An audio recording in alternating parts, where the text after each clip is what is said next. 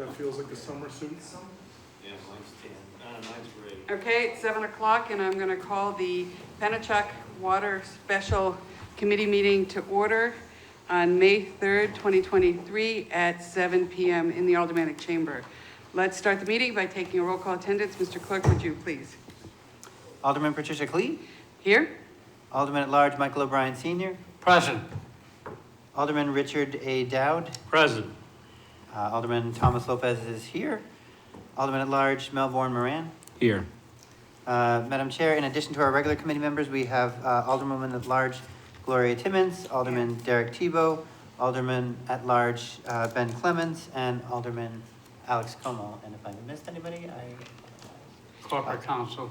Corporation Counsel. Well, okay. Also in attendance is Larry Goodhue, CEO Pennichuck, Don Ware, Thomas Leonard, John Boisvert, Chris County, George Timmons, Corporate Controller and Treasurer, and of course, Attorney Bolton, our Corporate Counsel. Did you also say George Torres? Yes. Okay, I'm sorry. I did not. I'm adding him. Okay. There's another George here. George, who was the other George you said? Nope, George Torres, Corporation, last guy. Okay, thank you so much. I appreciate that, just so that we have everybody here. Is there anybody here for public comment? Seeing none, we'll move on. Communications? There are none. Unfinished business? There is none. New business resolutions? I am not confident this is recording. It wasn't recording last night either. Did you hit the record button? Several times. It just stops Yeah. and unrecords. And Yeah. it didn't come on. We are streaming live, at least that's Yeah, happening. so Donna can do it from there if necessary. We had the same issue last night. Okay. So new business resolutions? It's in the Uh, next page. Public comment communications. We did on that, I like saying there is none, but yeah. okay. Sorry. New business resolutions R23-109, authorizing Pennichuck Corporation and Pennichuck Waterworks, Inc. to renew its fixed asset line of credit with TD Bank, N.A. North America. You want to make the motion? I'd like to make a motion to recommend final passage. Mr. Goodhue would, if there's enough seats, if you and your crew would like to come up, take any of the empty seats. Is that a Friendly's coffee? Not Friendly's. Not at all. It's been a while since I showered, so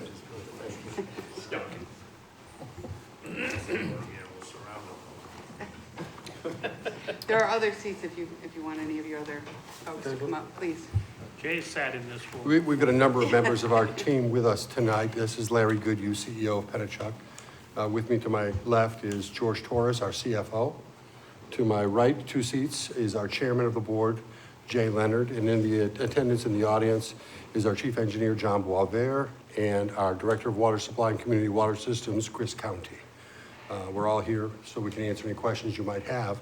But with regard to this resolution, I'm going to turn the microphone over to Mr. Torres so he can describe what it is we're asking for. Thank you, Mr. Torres. thank you, Larry. George Torres, CFO, corporate controller, and treasurer. So I have so many titles, sometimes I forget them, so apologize. So what we're looking for today is through the committee, the city's approval on 3 financings that the company's undertaken. Now, all 3 of them are pretty standard for us. 2 of them are what are known as FALOCs, or fixed asset line of credits. And those are the facilities that the company uses at its PWW and PEU subsidiaries to finance its capital projects in any given year. And typically what happens, specifically at PWW, it's a $12 million facility.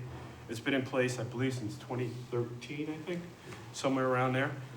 So it's been a while. The renewal is a 2-year renewal. Unfortunately, that's the extent of the renewal that TD Bank is willing to go with Pennichuck. Their standard renewal, I believe, is 1 year, but through negotiations, we've been able to get a 2-year facility in place with them. It's been a 2-year facility for a number of years now. It's pretty identical to the facility it replaces. The only difference is the underlying mechanism that was used to calculate the average interest rate on that facility was formerly LIBOR plus, I believe, 1.75. It's now being placed by the SOFR rate. I don't ask me what the acronym is. I don't remember what the acronym is called, but basically it's identical in terms and for all practical purposes in rate in comparison to the LIBOR it replaces. As I mentioned earlier, we use it at the Pennichuck Waterworks facility to finance its capital projects in any given year. On an annual basis, it has a clean-out provision at PWW. So the way that works is by April 30th of the successive year, PWW is required to clean out that facility, zero it out. So whatever the expenditures were in that particular year to finance the given projects, we're required by the structure of that line of credit to clean it out in the successive year by April 30th. The way Pennichuck does that, or PWW does that, is through an annual bonding mechanism. PWW annually goes through an annual bonding process, and the par amount of that bond, at the very least, mirrors what the clean out will be for that FALOC. So it ensures that we have enough funds out of the bonding event to clean out that PWW FALOC, and then the cycle starts all over again.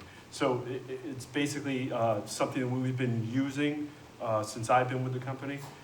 It's pretty standard, so there really are no changes. The covenants are the same for PWW.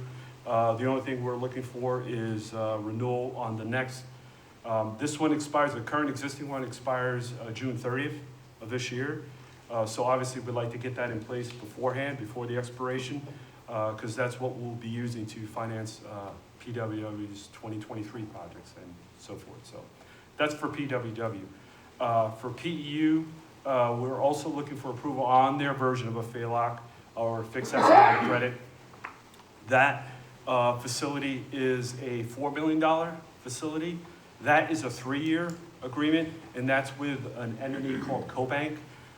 It's what's known as a GSE. I think that's in the next It's the resolution. next resolution. Yeah. Oh, that's So the next we'll one. hold I'm off on that sorry. one. Yeah, yeah. Thank I you. thought, I was like, wait a minute, I think CoBank is the next one, yeah. Yep. So we'll hold off on that Yep. one. But are there any questions? I just have one quick question. So when you say that you clean out the facility as of 4/30, that means that you've done, this one expires on June 30th. Yep. So that means that it's cleaned out, so to speak. Yep. So It was cleaned out as of April 26th. Okay. And this is the typical, basically, rate and. Yeah, you know, everything's identical to the one it replaces. Even the covenants are the same, so. Thank you. Mhm. Any questions? Seeing none, Oh, sorry. thank you, Larry. So the one change Larry asked me to bring up is the reason for the change from LIBOR to SOFR. That was something that's being forced upon. LIBOR as a benchmark is going away. So it's not really an option for us or for the bank to continue using LIBOR. So SOFR is the more up-to-date version of the mechanism that's being used. And again, even the rate is very similar. So, and thank you for that, Larry, for bringing that up. But really, that's the only other change of note within the facility. Thank you, I appreciate that. Again, any questions? Seeing no questions, I don't believe we have to do a roll call on this, so all those in favor say aye. Aye. All those opposed, that motion carries. Mr. Clerk? I just want to add for the record that the mayor just. Oh, yes, the mayor has, I'll double check from a telescope. Next order of business is R-23-110, authorizing Pennichuck Corporation and Pennichuck East Utility, Inc. to enter into a term loan and renew a fixed asset line of credit with CoBank ACB, ACB. sorry. I'd like to make a motion for final passage, to recommend final passage. thank you. Mr. Torres, I assume you're going to do this as well? Yeah, sure. Thank you. Assume correct. Okay, so for PEU. PEU is the utility, a little bit smaller than PWW, but they also have a FALOC, which is a fixed asset line of credit, and it's also the facility that they use to fund their capital expenditures on an annual basis. Couple differences with the PEU FALOC. The PEU FALOC is financed through an entity called CoBank, based out of Colorado. They're known as what is called a GSC, which is a government services enterprise sponsored entity. PEU has actually been, CoBank has been a really outside of SRF and drinking water and groundwater transfer funds, or trust funds, I should say. is really the only other entity that's able and willing to loan to PEU, just because of PEU's sheer size. PEU is much smaller than PWW, so there are challenges trying to get outside financing sources other than those I just mentioned. So with this facility, this is a $4 million facility. The one difference is the facility prior to this, the one that replaces, was a $3 million. This one's now going to be a $4 million facility, 3 years. And similar to TD Bank, the underlying calculation of the rate is going to be based upon SOFR, not LIBOR, because again, similar to TD, that benchmark is being replaced by the SOFR. So CoBank is also, it's also applicable in this instant. The reason we're going from a $3 million to a $4 million facility, a couple of things. One is, you could say, is a little bit of a hangover from COVID. There are a number of projects that have been either postponed or delayed for a number of reasons, whether they are due to ability for us to attain the actual materials for any given project, or inflationary pressures as well. So we did request, and I believe a term sheet was included in your packet, and received a term sheet for a change from $3 million to $4 million. Whether or not that will remain in place in the foreseeable future is really dependent on what PEU's needs will be going forward. But looking at the projects that are going to be undertaken in the PEU system for the foreseeable future, we thought it did warrant moving from a $3 million to a $4 million facility. Everything within that facility is identical to the one it replaces. This one, the current one that we're on, expires September 30th, I believe, of this year. This one will replace it and go for another 3 years. So that one will be expiring in September of 2026. And again, it'll function the same way as it does with PWW. It's a mechanism to fund any given year's capital expenditures. The only difference with PWW is it doesn't have an annual clean-out provision. We actually clean it out on our own volition. There is no really provision in there that forces us to do it. But as part of the QCPAC mechanism that PEU is a part of, any given year's projects have gone used and useful, we clean it out in the subsequent year, and then it's available to us to finance it for any projects in the following year. So it kind of functions similarly in PWW in every other way. The covenants are not changing as well. The only major difference is, again, it's a much smaller facility. It's $4 million.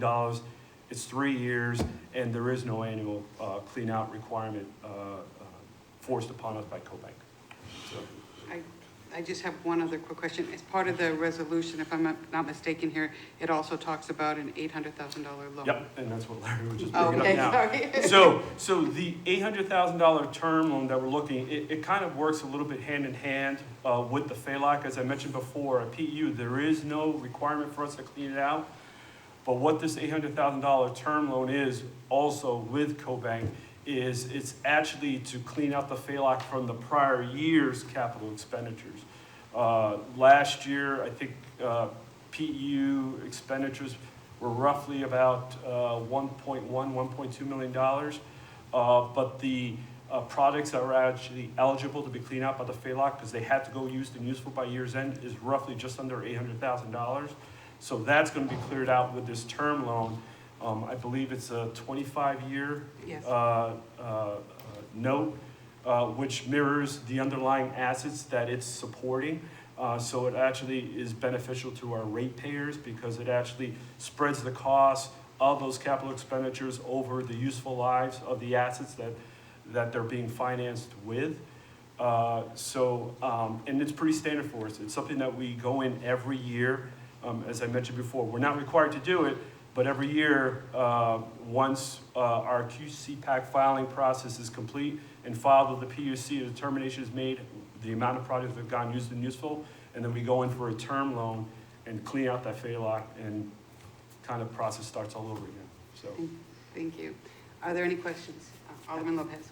Can you clarify for me the difference in purpose for the Pennichuck Waterworks and Pennichuck East Utilities? Pennichuck, and now may have to turn to Don or I Larry can on this. address that for you. This is Mr. Goodhue. So Pennichuck Waterworks is the utility that services Nashua and part of 10 other communities within the state. And so it's served out of our water treatment plant at the northern end of Nashua and/or off of that, or we do actually have some remote systems. Pennichuck East Utility serves part of 19 other communities throughout the state, as far east as the seacoast, as far north as the North Conway area, and it's got a very broad 2,500 square mile geographic dispersion within the state. So it's 19 other communities that are not served by the Pennichuck Waterworks Corporation. There are 3 regulated utilities in the Pennichuck Corporation group. The third one is a entity called Pittsfield Aqueduct Company, which serves just the town of Pittsfield, New Hampshire. So in the corporate group, we serve basically 30 communities, because I've got 11 in PWW and then 19 in PEU. There's one community that both serve in a community water service, so there's a commonality there. There's 30 different communities that are served by the utility throughout the state of New Hampshire. Tom? Follow-up? So I've been hearing a lot of questions in my ward particularly regarding how the increase in housing and the new projects is affecting utility work, whether it's contributing to increases in utilities and repairs in the community, for example. Is Monahan Manor, is there any particular reason why, because we're putting all the extra housing, is that why there's so much additional utility work being done? Now, I have asked DPW about a lot of this with regards to other utility providers, and their pretty consistent opinion is most of the things that are being done in the tree streets are because the utility infrastructure there is incredibly old and convoluted, and not even records of it fully exist sometimes. So they get in and they find 3 other things that need to be done, and so they have to go back. With regards to Pennichuck East, I know that there's a regional effort to try to improve and expand housing. Are you guys anticipating any large projects that would require additional expansion or investment of infrastructure? First off, I guess what needs to be understood is as a regulated utility and the way we're structured, we don't make investments in prospective expansions of our system.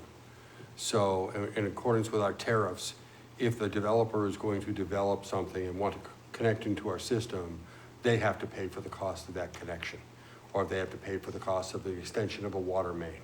We're obligated to serve in the franchise areas we are in, and if a water main is going in front of a property or something like that, they have to pay for the connection to that water system, but then we're obligated to serve them. So when you're looking at development in the area, it's all based on that tariff structure. So, we're not spending money on behalf of the developers. The developers, if they're developing something, has to spend money to connect to the water system. And then once they're connected, we have an obligation to serve, and they're all subject to our tariffed rates. If I may follow up? Absolutely. While you don't have to invest in the initial infrastructure, the obligation to serve, are there physical expansions of your need? Additional Not pumping stations, expansions. more supply, whatever? Not expansions of our needs, and we've got adequate capacity, certainly within our Pennichuck Waterworks system. We've got excess capacity at the water treatment plant relative to our ability to serve.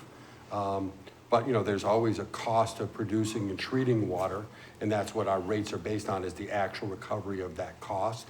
And we do have the responsibility to repair or replace mains once they go, out of service.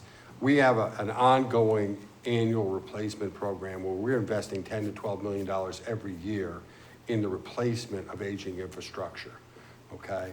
Some of our water mains are well over 150 years old.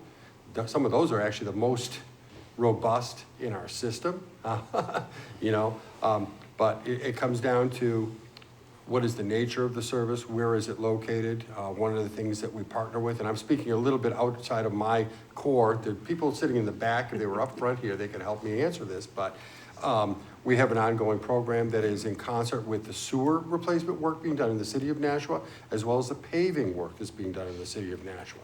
Because once a city street is paved, there's a moratorium for us to be able to reopen that. And that's, I think, was it 7 or 10 years in Nashua, guys?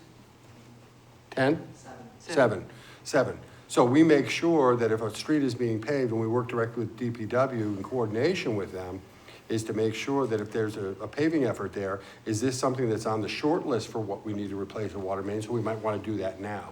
Certainly with the sewer work, because when those were originally put in the ground, they dug one trench, they put a water main in, they overfilled it, and then they put in a sewer main. So if you're replacing the sewer main, sewer main first, water main on top, don't get it backwards. But if they're undercutting our water main, that becomes problematic. And so as that work has been done, we've been doing projects within our group in order to relocate and replace those mains, so they're in two separate trenches going forward, but also they're being replaced at that time. Okay. So you're not expecting any ongoing obligations that you wouldn't have already allowed for with regards to your rate payments and your financial? As far as related to that development, no, that doesn't Not that impact. specific development. That was the example given by constituents that were concerned. But I know there's a number of other large housing developments contemplated in other communities. So my question was, are they going to create problem for existing ratepayers, or is it already accounted for?